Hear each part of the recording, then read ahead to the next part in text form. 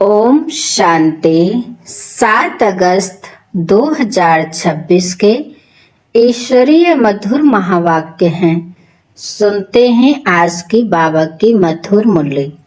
बाबा ने कहा, मीठे बच्चे, अब तक जो कुछ पढ़ा है उसे भूल एक बाप को याद करो। प्रश्न है, भारत पर सतयुगी स्वराज्य स्थापन करने के लिए कौन सा बल चाहिए? उत्तर है पवित्रता का बल। तुम सर्वशक्तिवान बाप से योग लगाकर पवित्र बनते हो। यह पवित्रता का ही बल है जिससे सतयुगी स्वराज्य की स्थापना होती है। इसमें लड़ाई आदि की कोई बात नहीं। ज्ञान और योग बल ही पावन दुनिया का मालिक बना देता है। इसी बल से एक मत की स्थापना हो जाती है। गीत है, आखिर वह दिन आया आज। ओम शांति। बच्चों ने गीत सुना। यह गीत कोई अपना बनाया हुआ नहीं है। जैसे और वेदों शास्त्रों का सार समझाया जा रहा है, वैसे यह भी जो गीत बनाए हैं उनका भी सार समझाते हैं। बच्चे जानते हैं कि खिवैया व बागवान व सद्गति दाता एक ही बाप है। भक्ति करते हैं जीवन मुक्ति के लिए, परंतु जीवन मुक्ति व सद्गति दाता एक भगवान है। उसका अर्थ बच्चे ही समझ सकते हैं, मनुष्य नहीं समझते हैं। सद्गति अर्थात दुख से छुड़ाकर शांति की प्राप्ति कराते हैं। भारतवासी बच्चे जानते हैं कि यहाँ पवित्रता सुख शांति थी, जबकि इन लक्ष्मी नारायण का राज्य था। राधे कृष्ण का राज्य नहीं कह सकते। वास्तव में माताओं की हमजिन्स राधे हैं, उनको जास्ती प्यार करना चाहिए। फिर भी श्री कृष्ण को बहुत प्यार करते हैं, झूले में झुलाते हैं। श्री कृष्ण की जन्माष्टमी भी मनाते हैं, राधे की जयंती नहीं मनाते हैं। वास्तव में मनाना चाहिए दोनों का। समझ तो कुछ है नहीं। उन्हों के जीवन कहानी को तो कोई जानते नहीं। बाप आकर अपनी और सबके जीवन कहानी सुनाते हैं। मनुष्य कहते भी हैं शिव परमात्मा नमः, परंतु उनकी जीवन कहानी को नहीं जानते। मनुष्य की जीवन कहानी को हिस्टोग्राफी कहा जाता है। दुनिया की हिस्टोग्राफी तो गाई जाती है ना। कितने इलाके पर राज करते थे, कितनी जमीन पर राज करते थे, कैसे राज किया, फिर वह कहाँ गए, यह बातें कोई नहीं जानते। तुम बच्चों को अच्छी रीति समझाया जाता है। रचयिता और रचना की नॉलेज बच्चों को समझाते हैं। तुम बच्चों को मालूम पड़ गया है कि बरोबर अब कलयुग का अंत है और सतयुग का आदि है। संगम पर ही परमपिता परमात्मा आकर मनुष्य को पति से पावन देवता बनाते हैं, उत्तम पुरुष अथवा पुरुषोत्तम बनाते हैं। क्योंकि समय के मनुष्य उत्तम नहीं हैं, कनिष्ठ हैं। उत्तम, मध्यम, कनिष्ठ, सतो, रजो, तमो होते हैं। जो अच्छी तरह ज्ञान सुनेंगे उनको शतोगुणी कहेंगे। जो थोड़ा सुनेंगे उनको रजोगुणी कहेंगे। जो सुनते ही नहीं उनको तमोगुणी कहेंगे। पढ़ाई में भी ऐसे होता है। तुम बच्चों को शतो प्रधान पढ़ाई चाहिए, इसलिए सतो प्रधान लक्ष्मी नारायण बनने का तुमको ज्ञान दिया जाता है। नर से नारायण, नारी से लक्ष्मी बनना है। गीता के लिए भी तुम कहते हो कि यह है सच्ची गीता। तुम लिख भी सकते हो।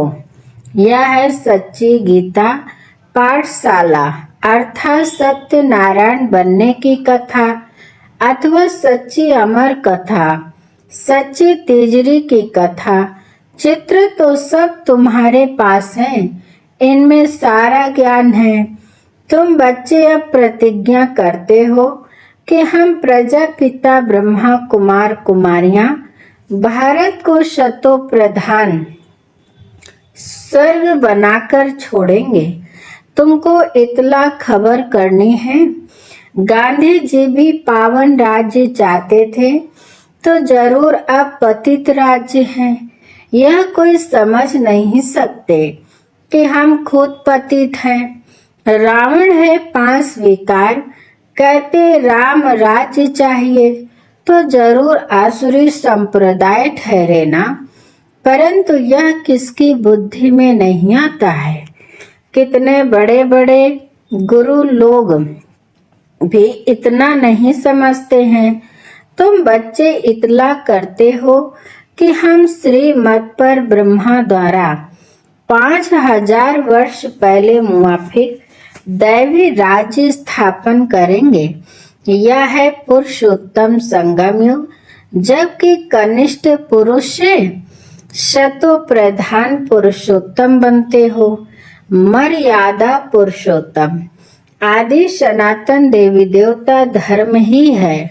अब एक ही देवी देवता धर्म की स्थापना होती है, फिर दूसरे धर्म होंगे ही नहीं। तुम बच्चे सिद्ध कर समझाते हो कि सतयुग में एक धर्म एक ही राज्य था। भल त्रेता में सूर्यवंशी से बदल चंद्रवंशी में जाते हैं, परंतु होगी एक ही भाषा। अब तो भारत में अनेक भाषाएं हैं। बच्चे जानते हैं कि हमारे राज्य में एक ही भाषा थी। आजकल तो बहुत कुछ देखते रहेंगे। जैसे मुसाफिरी से नजदीक आते जाते हैं, अपने देश तरफ तो खुश होते हैं कि अब अपने घर आ गए, बस अब जाकर मिलेंगे। तुमको भी अपनी राजधानी का साक्षात्कार होता रहेगा, अपने पुरुषार्थ का भी साक्षात्कार होगा।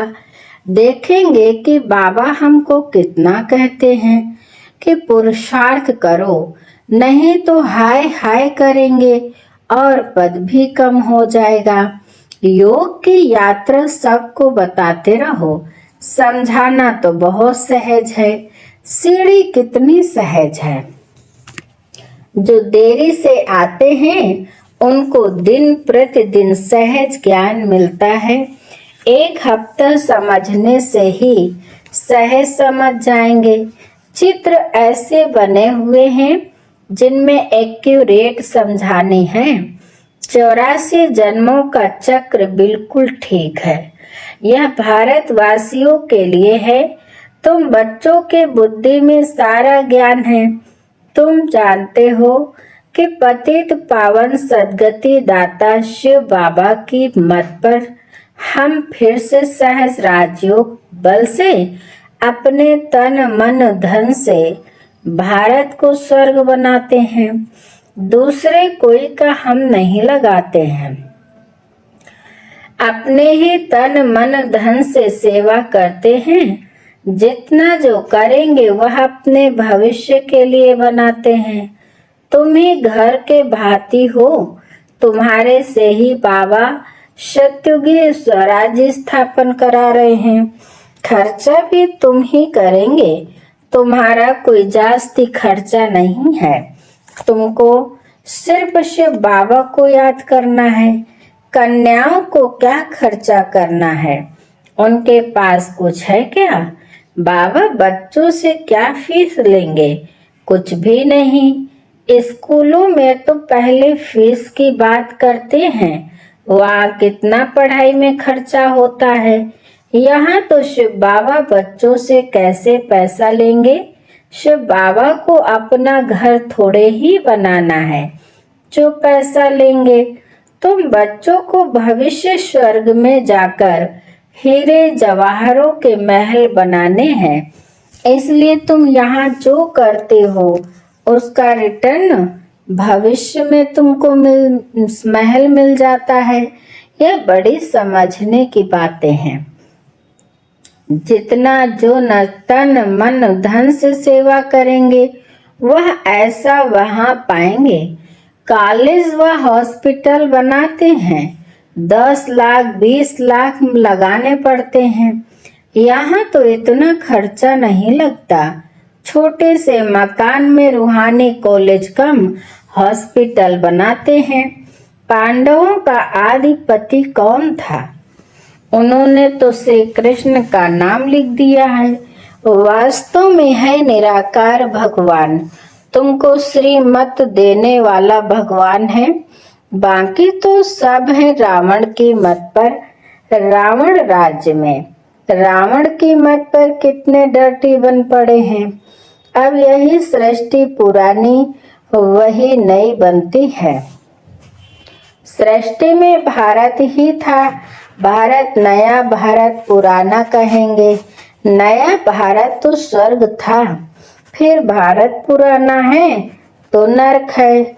इनको कहा जाता है रौरव नरक। मनुष्य की ही बात है।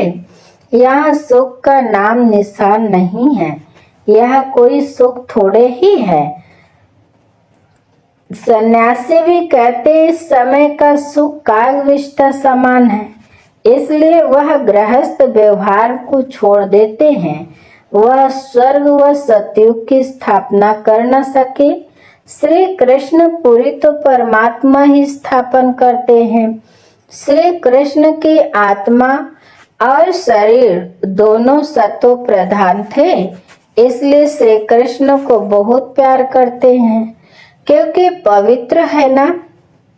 गाया भी जाता है छोटा बच्चा ब्रह्म ज्ञानी समान है। छोटे बच्चों को विकारों का पता नहीं रहता, सन्यासियों को फिर भी पता है। बच्चा तो जन्म से ही महात्मा है। बच्चों को तो पवित्र फूल कहा जाता है। नंबर 1 फूल है श्री कृष्ण। स्वर्ग नई दुनिया का पहला प्रिंस। जन्म लिया तो कहेंगे फर्स्ट प्रिंस। श्री कृष्ण को तो सब याद करते हैं कि श्री कृष्ण जैसा बच्चा मिले। अब आप कहते हैं कि जो बनना है सो बनो। सिर्फ एक श्री कृष्ण थोड़े ही बनता है। प्रिंस ऑफ वेल्स कितने बनते हैं? सेकंड थर्ड होते हैं ना। तो यहाँ भी डिनास्टी है। बाप के पिछाड़ी फिर दूसरे गद्दी पर बैठेंगे। जैसे घराने होते हैं वैसे यह घराना है। तुम्हारा कनेक्शन ही क्रिश्चियन से है। श्री कृष्ण और क्रिश्चियन दोनों की एक ही राशि है। लेन देन भी आपस में बहुत चलती है। भारत से वह कितना धन ले गए हैं, अब फिर दे रहे हैं। रिटर्न सर्विस कर रहे हैं। यह यूरोप वासी आपस में लड़कर खत्म हो जाएंगे। इस पर कहानी भी है। 2 बिल्ले लड़े, बीच में माखन बंदर खा गया। यह बात अभी की है। वह आपस में लड़ेंगे और राज्य भाग्य तुमको मिलना है। अब तुम बच्चों को अथाह ज्ञान है। तुम बच्चों की बुद्धि में है कि हम सब ब्रह्मा कुमार कुमारियां हैं। ऐसे नहीं कि हम गुजराती हैं, हम बंगाली हैं। यह है नहीं। यह मतभेद भी निकल जाना चाहिए। हम एक बाप की संतान हैं। ब्रह्मा द्वारा शिव बाबा की श्रीमत पर फिर से हम अपना स्वराज्य स्थापन कर रहे हैं। ज्ञान और योग बल से ही हम पावन बनते हैं। बाप है सर्वशक्तिमान, उनसे बल मिलता है। तुम विश्व की बादशाही लेते हो, लड़ाई आदि में कुछ नहीं करते हो। सारा पवित्रता का बल है। कहते भी हैं कि आकर पति से पावन बनाओ, तो याद का ही बल है। ऐसे नहीं कि वहां उल्टे धंधे में जाकर सब भूल जाए। यहाँ सम्मुख तो ज्ञान सागर की लहरें देखते रहते हैं। नदियों में तो वह लहरें नहीं होती हैं। सागर की एक लहर कितना नुकसान कर देती है। जब अर्थक्वेक होगी तो सागर भी उथल खाएंगे। सागर को सुखाकर जमीन ली है, वह जमीन फिर कितने दाम में बेचते हैं। तुम जानते हो यह बॉम्बे ही नहीं रहेगी, आगे यह बॉम्बे थोड़े ही थे, छोटा एक गाँव था। यह माताएं तो भोली हैं, यह इतना लिखी पढ़ी नहीं है। यहाँ तो पढ़ा हुआ सब भूलना है। तुम कुछ नहीं पढ़े हो तो अच्छा है। पढ़े हुए मनुष्य समझने समय कितने प्रश्न करते हैं। यहाँ तो सिर्फ बाप को याद करना है, किसी देहधारी मनुष्य को याद करने की बात नहीं है। महिमा है ही एक बेहद के बाप की। तुम जानते हो कि ऊंच से ऊंचा है एक भगवान, फिर सेकंड नंबर में ब्रह्मा, उनसे ऊंचा कोई होता नहीं। इससे बड़ी आसामी कोई नहीं, परंतु चलते देखो कितना साधारण है। कैसे साधारण रीति बच्चों से बैठते हैं, ट्रेन में जाते हैं, कोई क्या जाने कि यह कौन है। भगवान आकर ज्ञान देते हैं, जरूर प्रवेश कर ज्ञान देंगे ना। अगर श्री कृष्ण होता तो भीड़ मच जाती, फिर तो पढ़ा भी न सके, सिर्फ दर्शन करते रहें। यहाँ तो बाप गुप्त साधारण वेश में बैठ बच्चों को पढ़ाते हैं। तुम हो इनकॉग्निटो सेना।